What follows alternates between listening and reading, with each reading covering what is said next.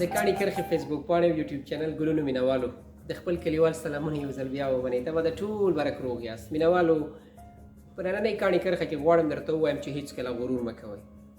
غرور، کبر، دا الله جل جلاله فرمایي دا زما څادر دی. څوک چې زما په څادر کې ما سره خپې رانغاړي نو ما سره د جنګ کولو ته تیار شي. موږ تاسو د الله تعالی پر وړاندې راتللو ته هېڅ تیاری نه لرو. د الله تعالی پر وړاندې جنګ کولو ته به موږ تاسې څنګه امادګي او چمتووالی ولرو. نو راځئ ګلونو مینوالو، د نننۍ کاڼي کرښې اصلي موخه دا ده چې موږ تاسو به کبر نه کوو، غرور به نه کوو. هارون رشید کله چې د مسلمانانو خلیفه و نو ویل کېږي چې دی په خپل هم ډېر پوه سړی و او د په خپل دربار کې هم د ځان سره عالمان او پوهان کېنولي. د هغه په دربار کې به تل د عالمانو ناست و مجلسونه و.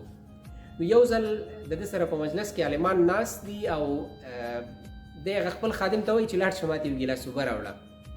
کله چې خادم اوبه ورته راوړي نو دا چې همدا اوبه څکي نو یو عالم ته یې غږ کوي، وایي پاچا سلامت، یو دقیقه صبر وکړه. دی ځان سره فکر کوي چې څه خبره وشوه. هغه ورته وایي دا اوبه مه څکه، لږ صبر وکړه.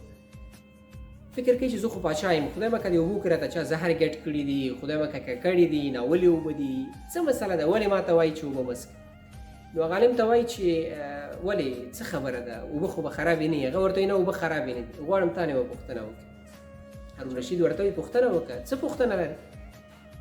نو د عالم ورته وایي چې ګوره پاچا، که چیرې ته فکر وکړه چې نهایت ډېر تږی شوی، دومره تږی شوی چې نور له تندې مرې او په ټوله دنیا کې هم دغه یو ګیلاس اوبه دي، دا ستا په لاس کې چې کوم ګیلاس د اوبو ډک دی، فکر وکړه چې په ټوله نړۍ کې هم دغه یو ګیلاس اوبه دي او دا اوبه دا ستا خادم غواړي په تا خرڅ کړي.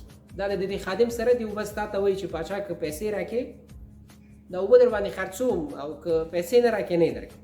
نو ته څه کوې؟ پاچا ورته وایي خو پیسې به ورکړم. وایي نه که څومره پیسې به ورکړم؟ پاچا ورته وایي چې زه 1000 افغانۍ یا 1000 کلدار یا 1000 ډالر داسې یو څه شی به ورکړم، ما د وخت چې کومې پیسې وي مروجې. نو عالم ورته وایي چې ښه ته فکر وکړه چې دا خادم دې وایي چې نه زه په دومره پیسو نه خرڅوم، بیا څه کوې؟ پاچا ورته وایي 2 برابره یې ورکوم. وایي نه فکر وکړه چې هغه یې په 2 برابره هم نه خرڅوم، 3 برابره ورکوم. وایي فکر وکړه چې په هغې هم نه خرڅوم. وایي مړه دا نیمه پاچاهي به ورته ورکړم. وایي ښه صحیح شو، اصلي خبره اوس دا ته فکر وکړه پاچا چې د یو ګیلاس اوبو له خاطره تا نیمه پاچاهي د خپل خادم ته ورکړه، په نیمه پاچاهي باندې تا اوبه واخیستلې د دې لپاره چې ته پې ژوندی پاتې شي. اوس داسې فکر وکړه چې دا اوبه تا وڅښلې اوس ستا په معده کې، ستا په مثانه کې یا ستا د بدن داخل پاتې شو، معده دې همداسې پړسېږي او د وتلو لاره یې بنده ده، نه وځي. بیا څه؟ په ټوله دنیا کې یو ډاکټر دی، هغه وایي زه د دې علاج کولی شم خو ما ته به پیسې راکړي.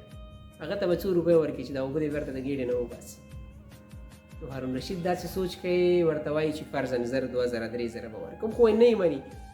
نو اخر مجبورېږي، ورته وایي چې ګوره نور خو را سره کوم څه نه دي پاتې، فکر وکړه هغه نیمه پاچاهي مې چې پاتې ده هغه به ورکړم، خو چې اوس بېرته د بدن نه مې اوبه وباسي.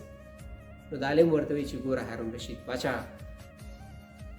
ته فکر وکړه ستا دغه ټوله پاچاهي دا د یو ګیلاس اوبو ارزښت لري. هغه هم که چېرته ستا د دې خادم او دغه ډاکټر خوښوي، که چېرته ستا دا خادم درته وایي چې پاچا په ټوله پاچاهي دې دغه یو ګیلاس اوبه نه در کوم، ګوره ستا دا ټوله پاچاهي د یو ګیلاس اوبو ارزښت هم نه لري. نو که ته هر څومره شته لرې هېڅکله ورته مه مغروره کېږه.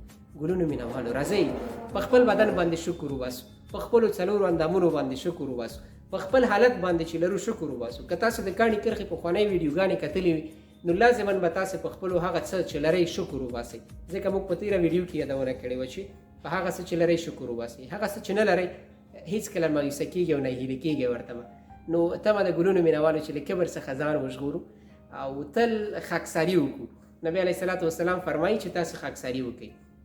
که چېرته تاسو په خاکسارۍ او په عاجزۍ کې تاوان وکړ، راشئ تاوان یې له ما واخلئ. تمه ده زموږ نننۍ ویډیو به مو د پام وړ ګرځېدلې وي. د نورو ورته ویډیوګانو دپاره زموږ د یوټیوب چینل او فیسبوک پاڼه تل در سره څارلی شئ. د راتلونکي کاڼي کرښې ښې چارې.